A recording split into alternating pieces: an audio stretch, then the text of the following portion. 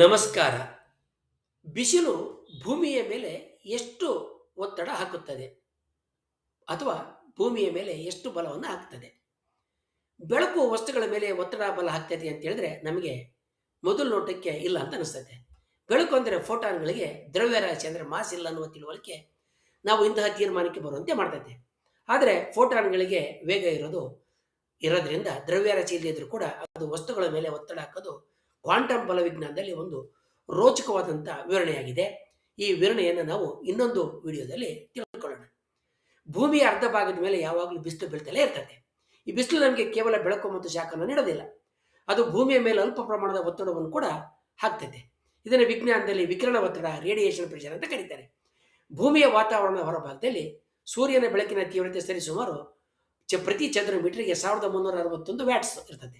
ಇದರಿಂದ ಉಂಟಾಗ್ತಕ್ಕಂಥ ಒತ್ತಡ ಅತ್ಯಂತ ಕಡಿಮೆ ಇರ್ತದೆ. ಅಂದರೆ ಈ ಒತ್ತಡವನ್ನು ನಾವು ನೇರವಾಗಿ ತಿಳ್ಕೊಳ್ಳೋದಕ್ಕೆ ಆಗೋದಿಲ್ಲ, ಅನುಭವಿಸೋದಕ್ಕೆ ಆಗೋದಿಲ್ಲ. ಇಡೀ ಭೂಮಿಯ ಮೇಲೆ ಸೂರ್ಯನ ಬೆಳಕು ಏರ್ತುವ ಒಟ್ಟು ಬಲ ಸುಮಾರು 5.7 ಲಕ್ಷ ಕೆಜಿ, ಅಂದರೆ 576 ಟನ್ಗಳಷ್ಟು ಮಾತ್ರ. ಭೂಮಿಯ ತೂಕ ಇದಕ್ಕಿಂತಲೂ ಸಹಸ್ರ ಕೋಟಿ ಪಟ್ಟು ಹೆಚ್ಚಿಗಿದೆ. ಇದು ಭೂಮಿಯ ತೂಕಕ್ಕೆ ಹೋಲಿಸಿದರೆ, ಅಂದರೆ ಬಿಸಿಲು ಆಗ್ತಕ್ಕಂಥ ಒತ್ತಡ ಭೂಮಿಯ ತೂಕಕ್ಕೆ ಹೋಲಿಸಿದರೆ ಲೆಕ್ಕಕ್ಕೆ ತೆಗೆದುಕೊಳ್ಳೋದಕ್ಕೆ ಬಾರದಿರಷ್ಟು ಅತಿ ಸಣ್ಣ ಪ್ರಮಾಣ. ಸೂರ್ಯನ ಬೆಳಕಿನ ಒತ್ತಡ ಭೂಮಿಯಂಥ ದೊಡ್ಡ ಗ್ರಹದ ಮೇಲೆ ಗಮನಾರ್ಹವಾದಂಥ ಯಾವುದೇ ಬದಲಾವಣೆ ತರೋದಿಲ್ಲ. ಆದರೆ ಬಾಹ್ಯಾಕಾಶದಲ್ಲಿರುವ ಪ್ರಭಾವ ಕೆಲವು ಕಡೆಗಳಲ್ಲಿ, ಕೆಲವು ಘಟನೆಗಳಲ್ಲಿ ಭಾರಿ ಪ್ರಭಾವಶಾಲಿಯಾಗಿ ಕಾಣಿಸ್ಕೊಳ್ತದೆ. ಧೂಮಕೇತುಗಳು ಸೂರ್ಯನ ಹತ್ತಿರಕ್ಕೆ ಬಂದಾಗ ಸೂರ್ಯನ ಬೆಳಕಿನ ಒತ್ತಡ ಧೂಮಕೇತುವಿನ ದೂರದ ಕಣಗಳನ್ನ ಹಿಂದಕ್ಕೆ ತಳ್ತೈತೆ. ಇದಕ್ಕಾಗಿಯೇ ಧೂಮಕೇತುವಿನ ಬಾಲ ಯಾವಾಗಲೂ ಸೂರ್ಯನಿಗೆ ವಿರುದ್ಧವಾದ ದಿಕ್ಕಿನಲ್ಲಿ ಇರ್ತದೆ.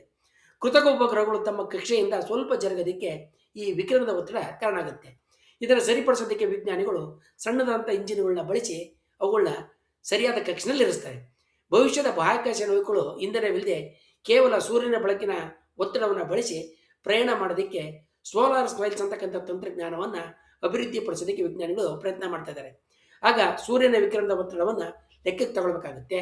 ಹಾಗೆ ಅದನ್ನು ಬಳಸಿ ನೌಕಾಯಾನವನ್ನು, ಅಂದರೆ ಅಂತರಿಕ್ಷ ನೌಕಾಯಾನವನ್ನು ಕೂಡ ಮಾಡಬೇಕಾಗುತ್ತೆ. ಸೂರ್ಯನ ಬೆಳಕಿನಿಂದ ಭೂಮಿಯ ಮೇಲೆ ಬೀಳ್ತಕ್ಕಂಥ ಬಲ ಬಹಳ ಸಣ್ಣದಾಗಿದ್ರೂ, ಅತ್ಯಲ್ಪ ಆಗಿದ್ರೂ ಕೂಡ ಅದನ್ನು ನಿಖರವಾಗಿ ಅಳಿಬಹುದು. ವಿಜ್ಞಾನ, ಅಂತರಿಕ್ಷ ತಂತ್ರಜ್ಞಾನ ಮತ್ತು ಭೌತ ವಿಜ್ಞಾನದ ಪ್ರಾಯೋಗಿಕ ಅಧ್ಯಯನಗಳಲ್ಲಿ ಸೌರ ವಿಕಿರಣದ ಒತ್ತಡ ಕೂಡ ಒಂದು ಪರಿಗಣಿಸಬೇಕಾದಂಥ ಮುಖ್ಯವಾದಂಥ ಅಂಶವಾಗಿದೆ. ನಿಸರ್ಗದಲ್ಲಿ ಕೆಲವು ಅಂಶಗಳು ದೊಡ್ಡ ಮಟ್ಟದಲ್ಲಿ ಪ್ರಭಾವ ಬೀರಿ ಸಣ್ಣ ಮಟ್ಟದಲ್ಲಿ ಕಾಣಿಸ್ಕೊಳ್ಳೋದಿಲ್ಲ. ಇನ್ನು ಕೆಲವು ಸಣ್ಣ ಮಟ್ಟದಲ್ಲಿ ಪ್ರಭಾವ ಬೀರಿ ದೊಡ್ಡ ಮಟ್ಟದಲ್ಲಿ ಕಾಣಿಸ್ಕೊಳ್ಳಲ್ಲ. ಅಂಥವುಗಳಲ್ಲಿ ಬೆಳಕಿನ ಒತ್ತಡ ಕೂಡ ಒಂದು.